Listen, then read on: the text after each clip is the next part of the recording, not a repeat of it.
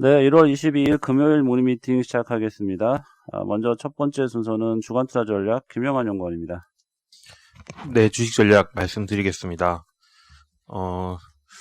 일단 자넷 옐런 재무장관 지명자가 이제 상원 청문회에서 여러 가지 발언들을 했었는데, 제일 주목된 거는 경기 회복을 먼저 시킨 다음에 법인세 인상에 나서겠다라는 얘기를 했고요. 또 한편으로는 법인세 인상과 관련된 좀 더 부가적인 얘기들이 나중에 올릴 때도 미국만 법인세를 올려서 경쟁력의 타격을 받지 않도록 전반적으로 다른 국가들 다 협의를 하겠다. 그리고 경기 부양책을 위해서 재원 조달을 하는 과정에서 이런 장기채, 50년물 장기국채 이런 것도 좀 검토를 하겠다. 이런 얘기들을 쭉 했습니다. 그러니까 전반적으로 경기가 충분히 회복되기 전에는 증세는 없을 거다라는 얘기였는데요. 주식시장 입장에서는 경기 부양책을 좀 더 편안한 마음으로 기다릴 수 있게 된 요인이었던 것 같고요. 이런 부분들이 결국 증시가 좀 더 올라갈 수 있는 룸을 만들어주는 상황이라는 생각이 듭니다. 한편 연초 이후에 개인들이 주식시장에서 계속 방어를 해주는 부분들이 기관 매도를 버틸 수 있게 만들어주는 요인으로 작용을 하고 있는데, 어제 자료에서도 말씀을 드렸지만은 개인들의 매수 여력 자체는 크다. 그래서 이게 너무 빨리 소진되는 거 아니냐라는 걱정은 별로 할 필요는 없는 것 같다라는 생각을 합니다. 주식시장에 당분간 이제 부담이 되는 부분은 너무 밸류에이션이 비싼 거 아니냐라는 부분인데요. 하지만 밸류에이션 부담이 증시 전반의 조정을 가져올 거냐라고 생각을 하면은 그것보다는 조금 밸류에이션이 상대적으로 덜 비싼 주식을 사는 이런 식으로 옮겨 타는 모습들을 만드는 가능성이 더 높다라고 생각을 해서요. 저희는 지수 자체에 대해서는 여전히 조금 더 올라갈 수 있는 여지는 있는 것 같다라고 생각을 하고 있고, 다만 신성장 모멘텀을 가지고 있으면서도 가격적인 부담이 조금 덜한 주식 쪽으로의 관심이 계속 지속되지 않겠느냐라는 생각을 하고 있어서 모빌리티 주식에 대해서 좀 긍정적으로 생각을 하고 있습니다. 한편 한국에서 백신을 도입하는 부분에 대해서 이제 원래는 2월 말 정도가 최초 도입 시기가 될 거다라고 얘기를 하고 있었는데, 이제 이번 주에 2월 초 정도에 도입될 수도 있다라는 얘기들이 나왔고요.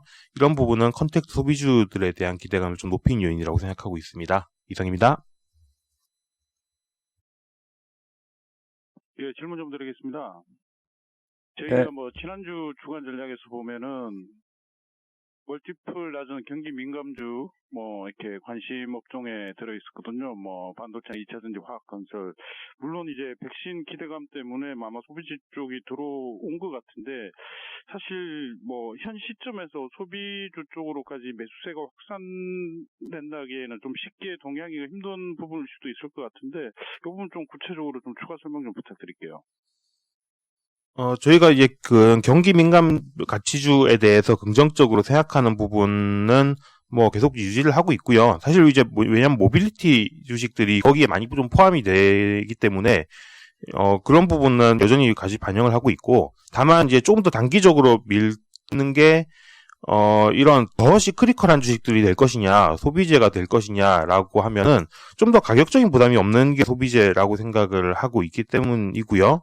사실 컨택트 주식들에 대해서는 저희가 좋게 본 거는 이제 작년 이제 말 정도부터는 꾸준히 얘기를 드리고 있는 거여서 그 일환이라고 생각하시면 될 것 같고, 사실 이쪽 주식도 이제 사실 상승률로 따지면은 아주 낮지는 않았던 것 같아요. 그래서 이쪽으로의 관심이 계속 소외받는 상황으로 갈 거냐 하면은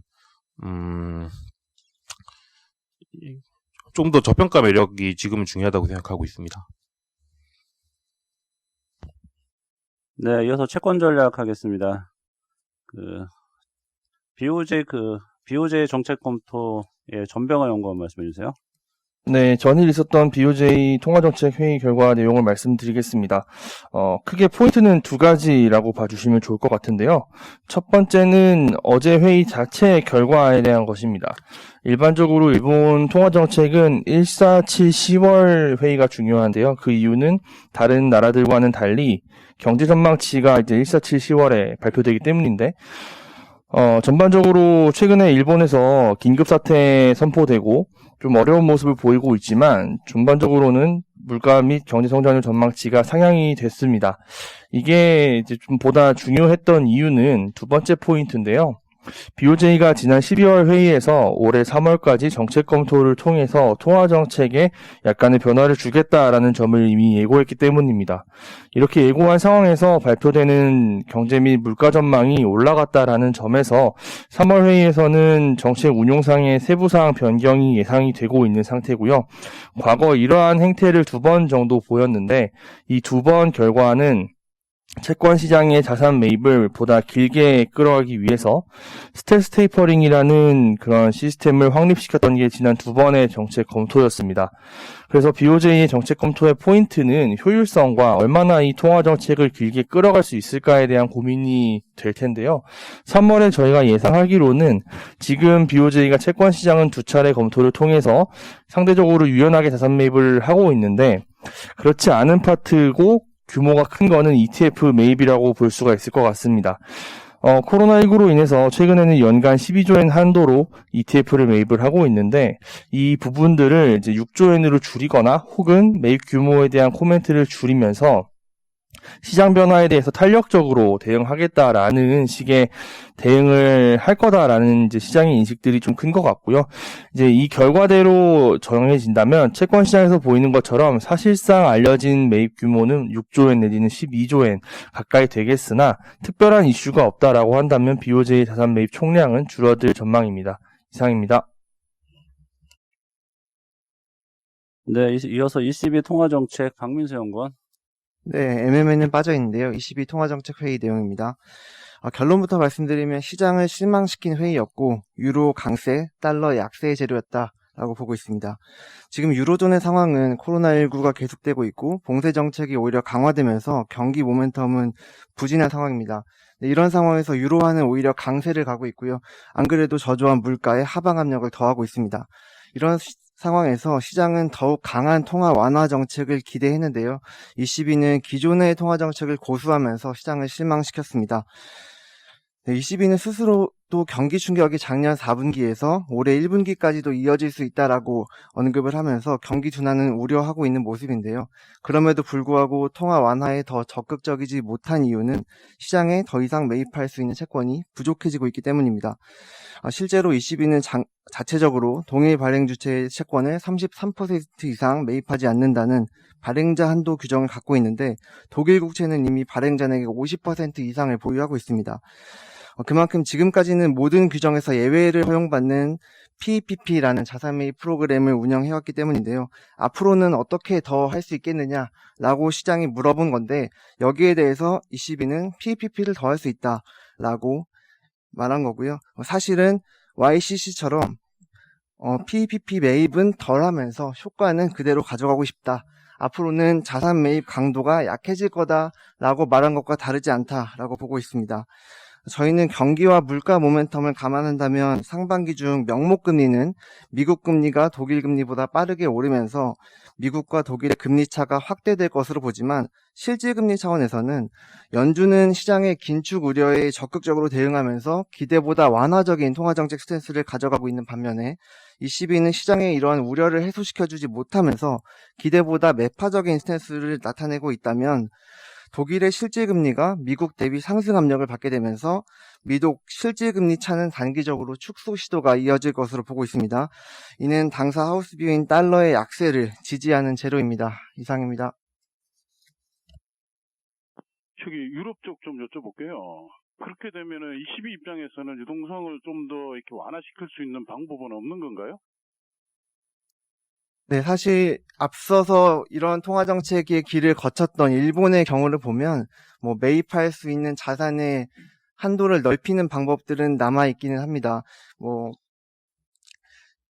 실제로 YCC를 선언해서 하는 방법도 있고 아니면 ECB는 지금 30년물까지만 매입을 하고 있는데 더욱더 장기채를 매입하겠다라고 하는 방법도 있고 회사채를 매입한다거나 일본처럼 심지어는 이제 ETF를 매입하는 방법 이런 식으로 시장의 유동성을 더 많이 공급하는 방법들은 있다고 보고 있긴 하는데요. 하지만 이제 단기적으로 그런 방법들을 당장 쓰기는 좀 어려운 측면들이 있다고 보고 있습니다. 네, 추가 질문 없으시면 산업기업 쪽으로 가겠습니다. 한솔케미컬 황유식 연구원입니다. 네, 한솔케미칼 목표 주가를 24만 원으로 상향을 좀 했습니다. 과거 2014년, 15년도에 이제 QD 소재 출시하면서 주가 랠리가 좀 있었고요. 그 기대감으로 이제 퍼밸류 평균 한 19.5배를 좀 적용을 받았었습니다. 올해도 이제 QD의 차세대 소재의 출시가 예상이 되는 상황이기 때문에 당시에 이제 퍼밸류를 좀 적용을 해서 올해의 EPS로 좀 적용을 해서 목표 주가를 좀 상향을 하게 됐습니다. QD 소재는 이제 기존에는 이제 QLED라고 이제 필름 형태로 줬지만 이제 차세대 소재는 QD OLED라고 이제 컬러 필터에 들어가면서 사용량이 5배 정도 증가하는 것으로 좀 알려져 있습니다. 물론 가격 조정은 좀 있을 수 있지만 물량이 동일한 대수 판매 시 5배 늘어날 수 있기 때문에 향후에 이제 큰 성장이 가능한 제품이라고 좀 판단을 하고 있습니다. 올해 하반기 중으로 이제 QD OLED 소재 출시가 좀 전망이 되고요. 아마 모니터부터 좀 적용이 될 걸로 판단이 되고 작년 올해 뭐 QD 소재 매출이 한 800억에서 한 1000억 정도 좀 보기 때문에 앞으로 QD 소재 신규 소재 출시될 경우 추가 성장에 대한 기대감이 좀 확산될 걸로 좀 판단을 하고 있습니다. 4분기 영업이익은 이제 244억 원, 직전 분기보다는 좀 줄었지만 일단 4분기 기준으로는 이제 사상 최대 실적을 기록을 한 것으로 추정을 하고 있고요. 계절성이 4분기에 항상 있습니다. 상여금이 한 200억 원이 항상 4분기에 반영이 되고요. 디스플레이 소재의 이 출하량 이 계절적 영향으로 좀 감소를 한 요인이었습니다. 다만 이거를 제외를 하면은 디스플레이나 반도체 그리고 2차 전지 소재 출하량은 지금 증가세가 유지가 되고 있고요. 올해도 1분기부터는 지금 늘어나는 추세가 나타날 걸로 판단을 하고 있습니다. 1분기 영업이익은 이제 475억 원, 그리고 연간 영업이익은 전년 대비 한 24% 늘어난 1,854억 원을 좀 추정을 좀 하고 있습니다.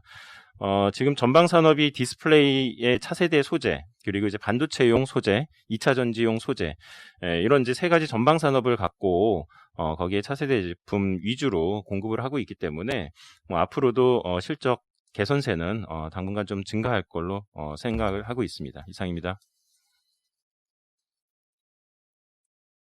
질문 좀 드리겠습니다. 네, 말씀하세요. 예, 한솔케미칼 장기 성장성은 2차 전지 응급화 물질 SDI랑 하는 그쪽에서 많이 찾고 있는데요. 진행 과정 지금 상황 좀 업데이트 좀 부탁드릴게요. 저 죄송하지만 잘 안 들렸는데요. 좀 크게 말씀해 주시겠습니까? 예, 삼성 SDI랑 하는 응급화 물질 관련해서 현재 한솔케미칼이 어느 정도까지 진행이 되고 있는지 좀 설명 좀 부탁드릴게요. 네, 여기가 2차 전지 소재는 일단 지금 음극재나 이제 분리막용 바인더가 지금 출하가 되고 있습니다. 아마 재작년에 이제 실험 출하, 작년에 좀 늘어나고 있는 상황이고요. 아마 SDI 향으로 좀 판단을 하고 있고요. 요게 올해 같은 경우는 한 2.5배 정도 지금 늘어날 걸로 예상을 하고 있습니다. 경쟁사, 마켓시어를 좀 자기 차지하면서 좀 늘어나는 거고, 아마 시장에서 기대하는 거는 음극재 첨가제를 좀 하지 않느냐, 기사에도 나왔지만 그런 부분인데, 그 부분은 여전히 연구 단계고요. 아직까지 언제 적용이 될지, 출하가 될지는 지금 아직 가시성이 좀 보이지는 않는 상황입니다. 그래서 일단은 음극재 바인더, 분리막 바인더, 요 분야에서의 어떤 실적 개선을 계속 실적이 좀 반영을 하고 있는 상황입니다. 네, 이어서 고려연 말씀드리겠습니다. 고려연은 저희 목표 주가 49만 5천 원 유지를 하는데요. 아마 고려연 주가를 보시면 최근에 어떤 경기 민감주들 반등하고 전체적인 시장 반등하고 좀 약간 괴리가 좀 느껴집니다. 주가는 조금씩 올라왔지만 상대적으로 저희가 생각하는 경기 회복과 인플레이션 등 이런 것들, 그 다음에 비철금속 가격 올라온 것들에 비하면 주가 상승은 상당히 좀 더디다 이렇게 볼 수가 있겠고요. 저희가 이제 주가가 좀 상대적으로 좀 더딘 이유는 역시 이제 TC, 그러니까 재련 수수료에 있는 것 같습니다. 지금 중국에서 형성되는 현물 아연전광 TC가 $85 정도에서 지난 12월 이후에 유지가 되고 있는데요. 2020년 연간 벤치마크 TC가 300불이었습니다. 그거 대비해서 3분의 1도 안 되는 가격의 현물 가격이 형성되기 때문에 이거에 대한 우려가 계속 작용하고 있습니다. 2021년 TC는 3월 초에 이제 결정이 될 텐데요. 저희는 이제 200불로 가정을 하고 있고, 현물 85불보다 좀 높은 수준인데요. 아무래도 이게 광산과 재련소 간의 오랜 기간에 비즈니스 관계에서 형성이 되는 거기 때문에 그대로 현물 가격이 반영되진 않을 거고, 코로나 이후에 경기 회복이라든가 광산의 가동 같은 것들을 감안해서 결정이 될 거라고 보기 때문에 200달러를 가정을 하고 있습니다. 그렇지만 이 역시 작년보다는 100달러 정도가 내려오는 거라서 올해 금속 가격이 작년보다는 높겠지만 TC 하락에 따른 영향으로 전체적인 이익 증가는 좀 제한적일 것으로 예상을 합니다. 4분기 실적은 저희가 영업이익 2,412억 원을 예상하고 있고요. 시장 컨센서스 대비해서는 좀 부족합니다. 한 9% 정도 하회할 것 같은데, 영업적인 측면에서는 크게 금속 가격이나 이런 것들이 오르면서 나쁠 건 없었는데, 일시적으로 이제 수정 원가, 그러니까 은 가격이 지난 11월 말에 22.6달러였는데, 12월 말에는 26.7달러로 18%가 올랐습니다. 이렇게 이제 단기간에 금속 가격이 올라가게 되면 원가를 지불하는 방식에 있어서 일시적으로 높은 가격을 지불해서 반영이 되는 경향이 있습니다. 이런 것들은 시간이 되면 다시 매출이나 혹은 비용 정산을 통해 돌아오는데 4분기에는 좀 원가가 다른 때보다 좀 높게 잡힐 거다 이렇게 보고 있어서 저희가 컨센서스보다는 좀 조금 낮게 추정을 하고 있습니다. 네, 고려한 발표 여기까지였고요. 혹시 질문 있으신가요?